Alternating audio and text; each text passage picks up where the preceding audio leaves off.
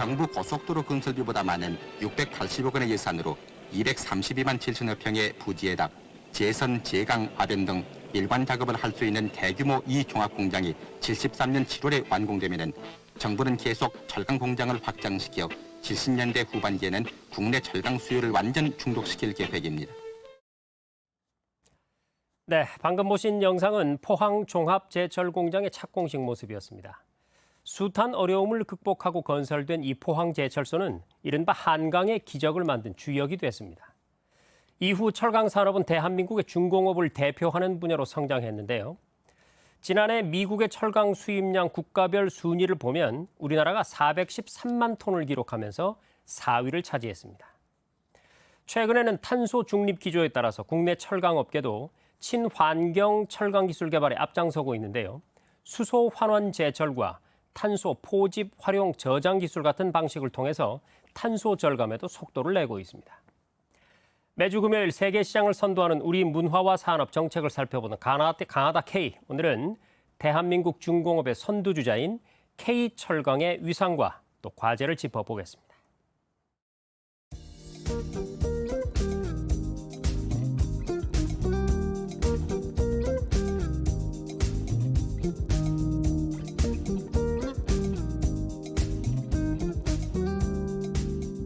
네, 오늘 저희 뉴스룸에 산업연구원 소재산업환경실의 이재윤 실장 초대했습니다. 실장님 어서 오십시오. 네, 안녕하세요. 자, 최근에 국내 철강업계가 호조세를 맞았다 이런 반가운 소식이 들려오고 있습니다.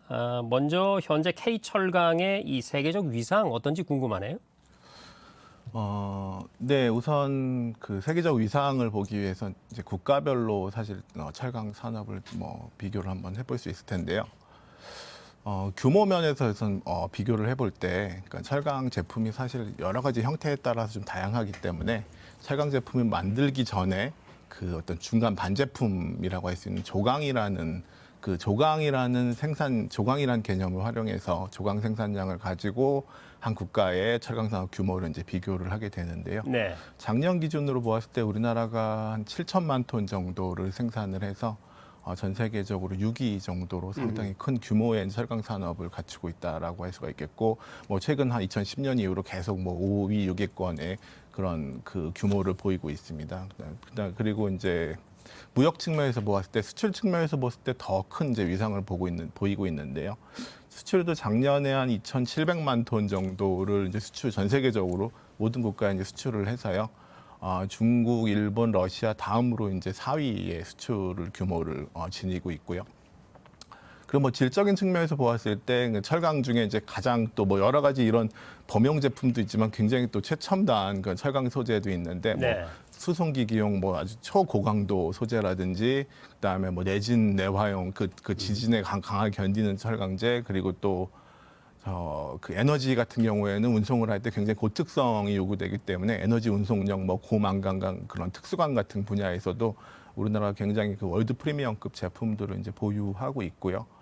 이러한 품질 경쟁력을 인정받아서 세계적으로 추진하고 전 세계에서 이제 선도하고 있는 그런 하이퍼루프 프로젝트에서도 이제 우리나라에서 만든 철강제가 이제 납품된 바가 있고, 그리고 이제 그 향후인 디지털 전환 측면에 있어서도 그 세계 경제 포럼에서 이제 그런 혁신적인 선도하고 있는 스마트 공장을 이제 먼저 선정을 해서 발표를 하고 있거든요. 그래서 2019년도에 우리나라에서는 우리나라의 대표 기업인 포스코가 우리나라에서는 최초로, 그리고 전 세계 철강 기업 중엔 두 번째로 선정된 바가 있을 정도로 그런 어떤 미래 트렌드에도 앞서가고 있는 상황입니다. 네, 말씀을 들어보니까 우리 철강 산업의 세계적인 위상 참 대단하다 생각이 들고요.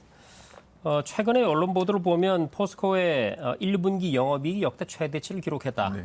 이런 소식도 들려옵니다. 그러면 이렇게 우리 철강업계가 최근에 호조세를 보이고 있는 배경은 또 어디에 있을까요? 우선 저는 우리 철강업계가 사실 그동안 철강 산업이 사실 통상 규제라든지 여러 가지 규제를 많이 받는 산업이었기 때문에 네. 그동안 여러 가지 좀 위기 속에서 위기를 많이 겪어오면서 판매처가 굉장히 다양하게 이제 분산이 돼 있습니다. 그다음에 원료의 조달 체계도 좀 안정적이고 생산도 좀 유연한 시스템을 확보하고 있어서요. 그래서 코로나19 위기 사태라든지 뭐 최근에 여러 좀 공급망 위기가 있지 않았습니까? 그래서 글로벌적으로 그런 위기 속에서도 그 생산량과 판매량이 그렇게 많이 줄지 않았습니다. 네. 그래서 그런 상황에서 이제 우호적인 그 외부적인 여건이 발생을 했었죠. 전 세계적으로 이제 원자재 가격들이 이제 폭등을 하면서 철강제 가격 역시 한 2배 이상 정도 상승을 하면서 그런 어떤 기록적인 그 영업이익을 달성을 할 수 있었다라고 보여지고요. 그리고 또 한 가지 여건으로는 원래 이제 글로벌 철강 가격이 높거나 하면은 그 전 세계적으로 중국이 생산량이 한 50% 정도 됩니다. 그렇죠. 중국의 영향력이 막대한데요. 그렇기 때문에 중국이 많이 좀 생산을 해서 좀 밀어내기 수출을 하면 가격이 떨어지곤 하는데 최근에는 중국도 이제 수출을 좀 자제를 하고 내수에 좀 집중하고 있는 그런 경향입니다. 그렇기 때문에 그 가격 강세가 당분간 지속될 수 있었던 것 같습니다. 네, 최근에 우리 철강 산업의 호조세 그 이유를 짚어주셨는데 그러면 보다 좀 본질적인 질문을 드려보겠습니다. 대한민국 철강이 세계 시장을 선도하고 있는 비결, 근본적인 원인 어디에 있다고 보십니까? 저는 우선 이제 철강 산업의 특징을 말씀드리면은 주요한 특징은 철강 산업은 당연히 거대한 장치 산업이라고 할 수가 네. 있겠고요. 그다음에 그 최근 가격에서 차지하는 그 원재료 비중이 상당히 높습니다. 이제 그런 상황에서 이제 그 철강을 만든 설비는 거의 전 세계적으로 표준화되어 있고요. 네. 네, 원재료도 소수의 이제 글로벌 공급자가 뭐 일원화된 가격으로 납품하고 있는 상황이기 이게 이제 철강 산업의 이제 생산 구조라고 할 수가 있겠고요. 이제 그러한 상황에서 이제 그러면은 같은 설비를 가지고 동일한 원료를 가지고 같은 설비로 얼마나 효율적으로 철강제를 만들어내느냐가 그렇죠. 바로 경쟁력의 핵심이라고 할 수가 있겠고요. 그래서 이러한 설비 운용 능력에서 우리나라가 상당히 높은 평가를 받고 있습니다. 그래서 이미 뭐 최초의 그 제철소라고 할 수 있는 그 포항제철이라든지 광양제철소 자체가 그 만들어질 당시부터 굉장히 효율적으로 지금 설계가 잘 되어 있다라고 할 수가 있겠고요. 또 대형화돼 있고 그렇기 때문에 그 원가 경쟁력 측면에서 굉장히 좀 높게 지금 원가 경쟁력을 지니고 있는 것으로 나타나고요. 사실 이러한 그런 어떤 설비 효율성, 그다음에 원가 경쟁력은 에너지 효율성 지표에서도 좀 나타나고 있습니다. 그러니까 세계 여러 기관에서 철강 산업의 국가별 이제 에너지 효율성을 좀 비교를 해오긴 있었는데 최근 한 15년 정도 전부터 우리나라의 철강 산업의 에너지 효율성은 뭐 일본과 더불어 전 세계적으로 가장 높게 이제 평가되고 있습니다. 여기에 더해서 우리나라가 그동안 쭉 이렇게 안정적으로 성장을 해올 수 있었던 이유는 뭐 과거에 이제 전통적인 철강 선진국이죠. 뭐 영국이라든지 미국 같은 나라는 과거에 강하다가 이제 노사 문제 때문에 빠르게 이제 좀 쇠퇴를 했는데 우리나라는 그거에 비해서 좀 안정적인 노사 관계를 잘 구축해 오고 있고 또 수요 변화에 대해서 기민하게 좀 잘 대처해 왔다라고 생각을 하고 있습니다. 그 유망 강종을 빨리 캐치를 해서 개발을 해 나오고 있고 또 신재생 공법이라고 할 수 있는 파이넥스 공법도 세계 최초로 상용화했을 정도로 좀 발빠르게 대처해 왔던 것들이 중요한 강점이라고 생각을 하고 있습니다. 네, 말씀을 들어보니까 뭐 설비라든지 에너지 효율성 이런 부분뿐만 아니고 세계 시장이 바뀔 때 거기에 이렇게 기동력 있게 대처하는 그런 마케팅 능력도 역시 또 탁월했다 이런 말씀이신데 이제 좀 넘어야 할 산이 하나 있죠. 그러니까 전 세계가 모든 산업 분야에서 탄소 중립에 사활을 거는 그런 상황입니다.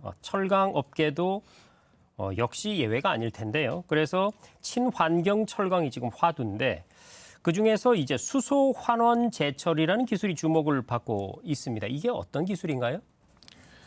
네, 그 기술의 개념을 설명하기 전에 우선 간략하게 철강 제조 과정을 설명을 드리면은 네. 우선 철강의 원료는 당연히 철광석이죠. 네. 철광석 안에서 순수한 철 성분을 뽑아내서 불순물을 제거하고 철을 만들어내는 게 이제 제철이라고 할 수가 있겠고요. 네. 뭐 거기에 이제 여러 가지 또 성분 조정을 해서 이제 최종적으로 강이 만들어지고요. 그러니까 강철.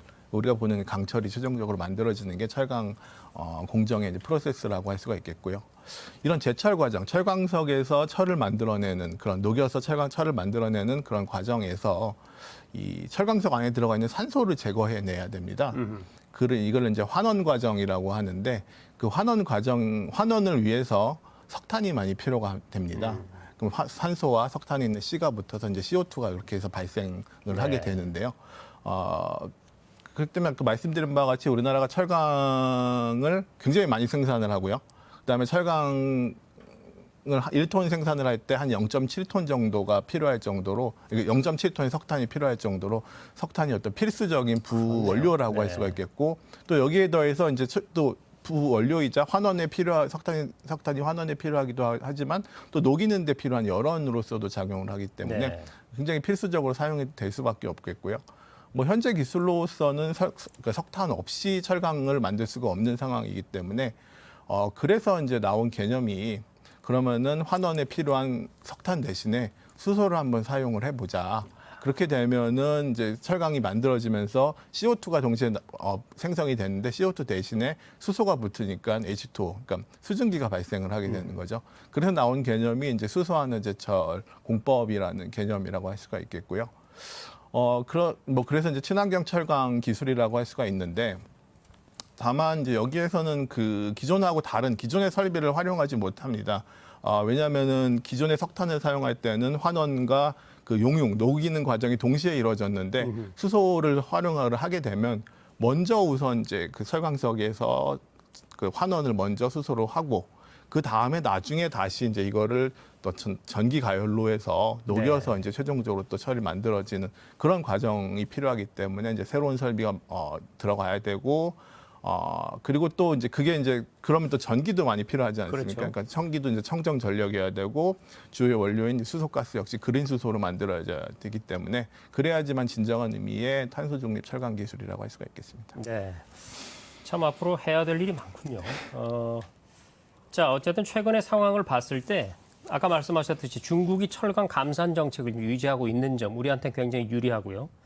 그리고 코로나19 이후에 다른 주요 산업들이 회복세를 띠면서 역시 또 철강의 수요가 늘고 있기 때문에 이 또한 우리에겐 전망을 밝게 하는 그런 요소들인 것 같습니다. 앞으로 대한민국 철강이 어떤 방향으로 나가야 된다고 보시는지요? 뭐 당연히 여전히 또 친환경 경쟁력이 앞으로 계속 추구해야 돼 나가야 그런 친환경 경쟁력 확보하는 게 철강 산업의 어떤 생존을 위해서 추구해 나가야 될 방향이라고 생각을 하고 있고요. 네. 물론 최근에는 가격도 높아지고 뭐 코로나 기저효과도 있어서 수요가 급등한 측면도 있지만 철강 산업의 수요가 앞으로 과거처럼 지속적으로 이렇게 그 고성장세가 나타나기는 거의 힘든 상황입니다. 왜냐하면 우리나라의 철강 산업이 고도 성장을 할 수 있었던 배경에는 제조업이 강해서 그 뭐 철강이 많이 사용되는 철강을 수요하는 자동차, 조선, 뭐 건설 기계 뭐 이런 데서 굉장히 많이 이런 산업들이 성장하면서 동시에 우리나라도 철강 산업도 같이 양적으로 성장을 해왔다라고 할 수가 있겠는데 우리의 경제 구조가 성숙화되면서 과거와 같은 그 철강 수요의 고성장세가 나타나기는 쉽지 않은 그런 상황이라고 할 수가 있겠고요. 그러한 상황, 뭐 여기에 더해서 그 IPCC라고 해서요. 기후변화에 관한 그 유엔 산하의 그 국가 간 그 협의체가 있는데 거기서 최근 4월에 그 보고서를 발표를 했는데 철강 산업에서 뭐 CO2 저감하기는 어렵지만 그래도 우리가 생각해 볼 수 있는 것은 뭐 그동안 사실 우리가 너무 많이 필요 이상으로 많이 사용을 해왔다. 그렇기 때문에 수요 저감 정책을 펼쳐서 좀 덜 사용하자라는 그런 식의 보고서가 나와서 이제 각 국가들도 이제 그런 식의 정책들을 이제 마련할 것으로 예상되기 때문에 이러한 건 역시 향후에 어떤 철강 수요의 뭐 양적 고도 성장을 기대하기 힘든 그런 요인이라고 할 수가 있겠고요.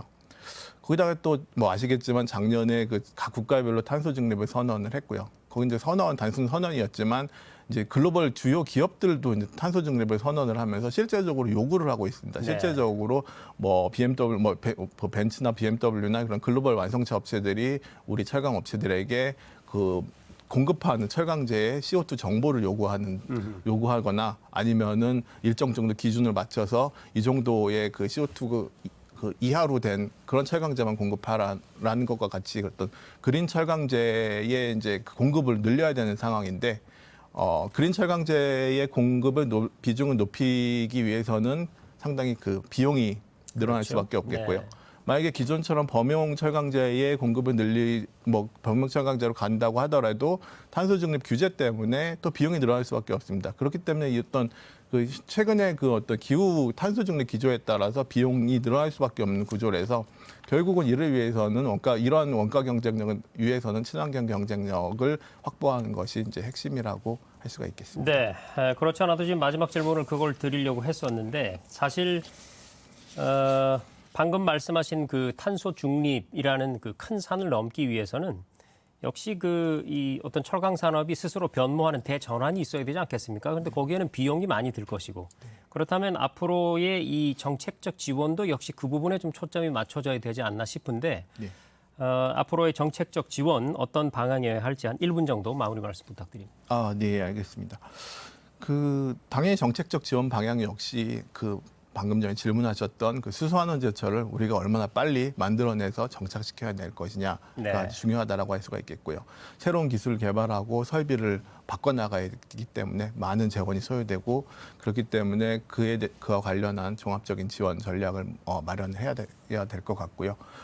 사실은 이제 유럽에서 좀 경쟁적으로 앞서 나가고 있는데 우리나라에서도 계획은 세웠지만 아직까지 이제 좀 기술 개발 대형 프로젝트가 시작이 되지 않을 정도로 좀 지금 지연되고 있는 상황이어서 보다 더 과감한 어떤 전환을 좀 모색을 할 필요가 있겠다라는 생각이 들고요.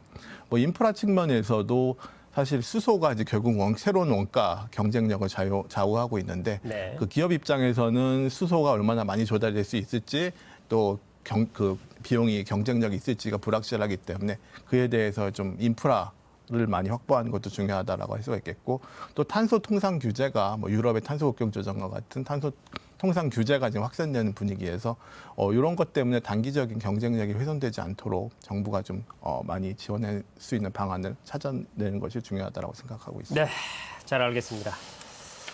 강하다 K, 오늘은 K 철강의 앞길에 대해서 산업연구원 소재산업환경실의 이재윤 실장과 알아봤습니다. 실장님 오늘 말씀 고맙습니다. 감사합니다.